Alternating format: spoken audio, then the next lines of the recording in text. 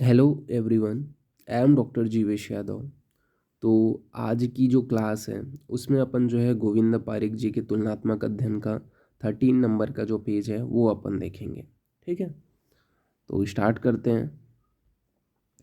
तो सबसे पहले जो है वस्ती, जो निरुवस्ती है उसके घटक बताए गए हैं। ठीक है, निरुवस्ती के घटक बताए गए हैं।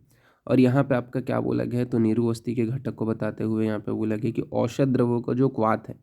ठीक है, अगर आप कहें निरुवस्ती के लिए औषध द्रव्य का जो क्वाथ है वो प्रयोग कर रहे हो, ठीक है, तो टोटल 5 भाग यानी कि 5% प्रयोग करना चाहिए।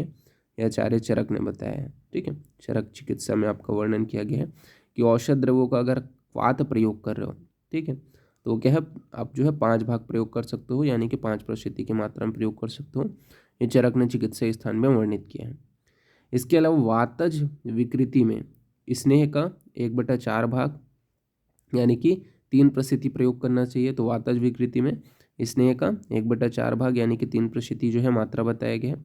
पित्तज जो विकृति है उसमें अगर निरुवस्ती के घटक द्रव्य के विषय में बात करें तो उसमें आपका बताया गया है कि 1/6 भाग, ठीक है, 2% की मात्रा में प्रयोग करना है।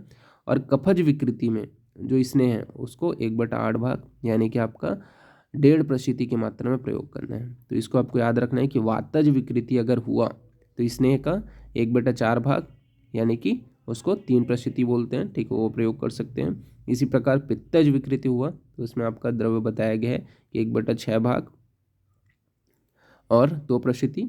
और अगर कफज विकृति हुआ तो स्नेह का आपका मेनली 1/8 भाग यानी कि 1.5% की मात्रा में प्रयोग करना है। तो ये आपके निरुवस्ती के जो घटक द्रव्य हैं उसकी मात्रा यहाँ पे बताया गया है।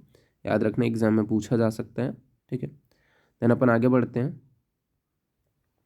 तो आगे आपका जो है निरुवस्ती की जो है मात्रा बताई गई है। ठीक है, तो निरुवस्ती की जो मात्रा है यहाँ पे थोड़ा सा पिक्चर थोड़ा ब्लर आ गया है, बट मैं आप लोग को जब पीडीएफ सेंड करूँगा तो पूरा क्लियर करके आप लोग को भेजूंगा। ठीक है, तो निरुवस्ती की जो मात्रा है वो कितनी बताई गई है, तो आचार्य जो चरक हैं उन्होंने चिकित्सा स्थान के जो आपका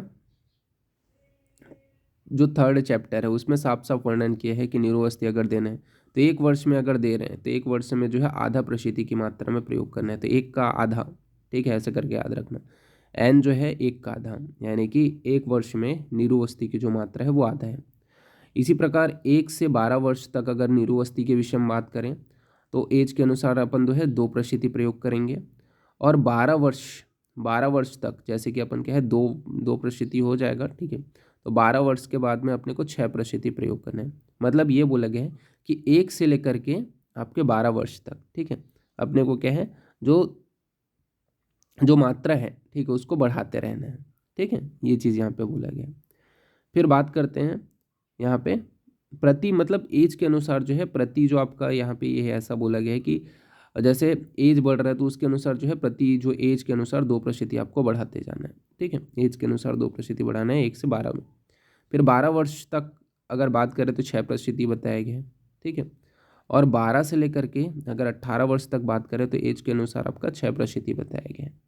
ठीक है, फिर 18 वर्ष तक मेनली कितना बताया गया है, तो 12% बताया गया है।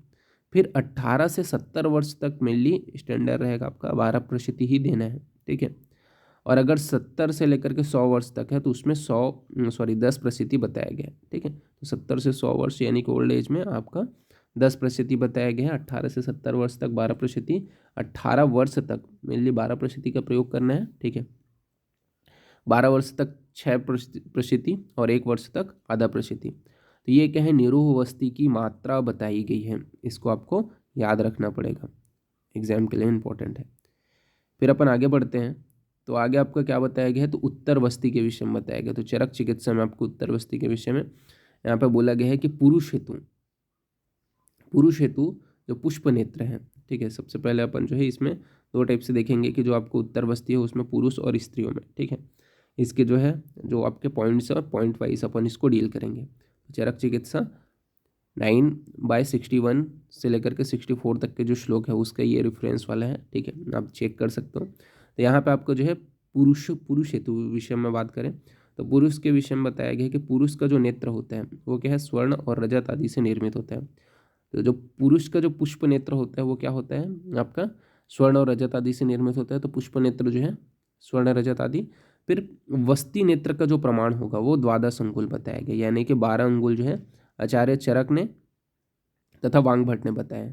तो वस्ती नेत्र का प्रमाण क्या है, द्वादश अंगुल आचार्य चरक तथा वांगभट्ट दोनों ने माना है। ठीक है, ये आपको याद रखना है। एग्जाम में क्वेश्चन पूछा जा सकता है कि चरक अनुसार उत्तर वस्ती जो नेत्र है उसका प्रमाण कितना होना चाहिए। तो उत्तर वस्ती नेत्र का प्रमाण 12 अंगुल होना चाहिए पुरुषों हेतु। ठीक है, इसके अलावा आचार्य सुश्रुत ने 14 अंगुल बताया। पुरुष हेतु क्या है, 14 अंगुल बताया आचार्य सुश्रुत ने आपका जो उत्तर वस्ती नेत्र है उसका प्रमाण। आकृति के विषय में बात करें तो आकृति में क्या बताया गया है, तो यहाँ पे आपका बोला गया जात्य अस्वहन वृंते सम गोपुच्छ, यानी कि आपका ये बोला गया है कि चमेली हो गया, कनेर हो गया, इसके पुष्प वृंत के समान आकृति वाला होना चाहिए। तो जो चमेली है, ठीक है, जात्य कनेर हो गया, ठीक है, इनके पुष्प के वृंत के समान जो है आकृति वाला होना चाहिए। इसके अलावा गोपुच्छाकार होना चाहिए। तो ये मेनली आपकी आकृति बताई गई है। ठीक है, इसको आपको याद रखना है।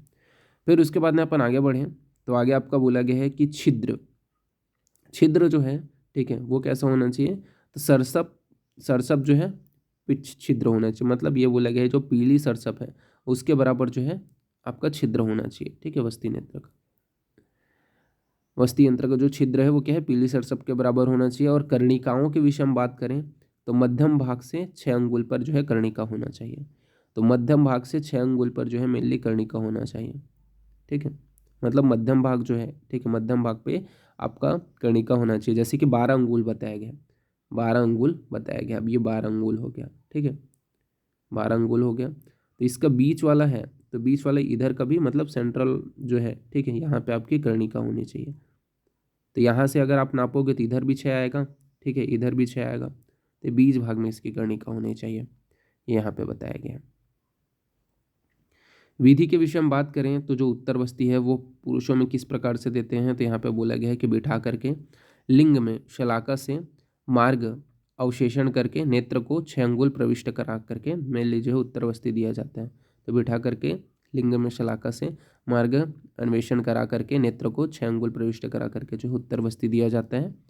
फिर स्त्रियों हेतु के विषय में बात करते हैं तो स्त्रियों में आपका बोला गया है कि रजोधर्म के पश्चात ऋतुकाल में जब योनि का मुख खुल जाता है तब देते हैं। तो क्या बोला गया है स्त्रियों में कि रजोधर्म के पश्चात जब ऋतुकाल में जब क्या है योनि का जो मुख है वो खुल जाता है तब क्या है स्त्रियों में उत्तरवस्ती देते हैं। ये मतलब विधि को ही पहले बता दिया गया है स्त्रियों में।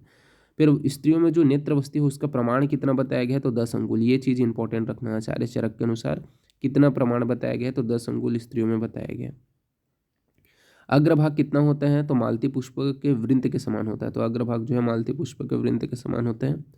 छिद्र के विषय में बात करें तो मूंग के दाने के बराबर होते हैं। ठीक है, जो छिद्र होता है वो क्या है, मूंग के दाने के बराबर बोला गया। और कर्णिका जो होता है वो 4 अंगुल पर अपने को बांधना है।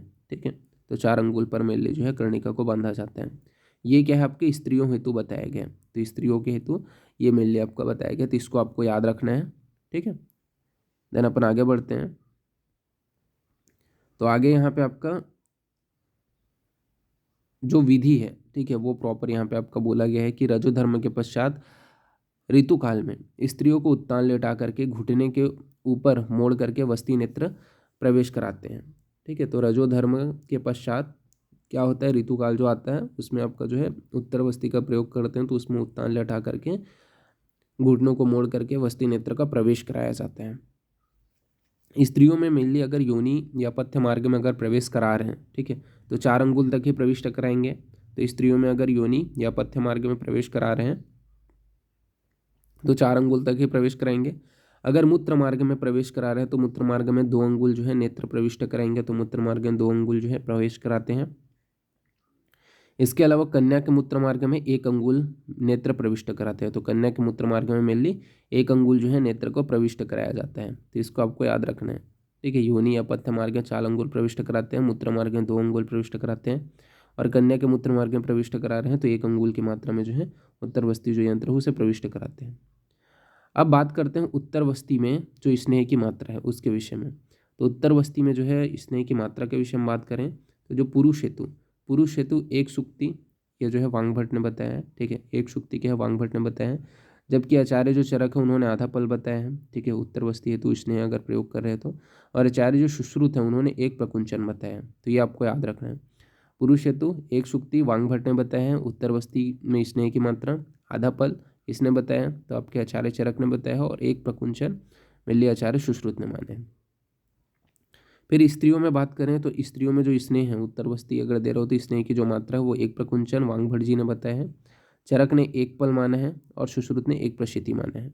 ठीक है, तो इसको भी याद रखना, स्त्रियों में एक प्रकुंचन वांग भट्ट जी, चरक ने एक पल और सुश्रुत ने एक प्रशिति माना है।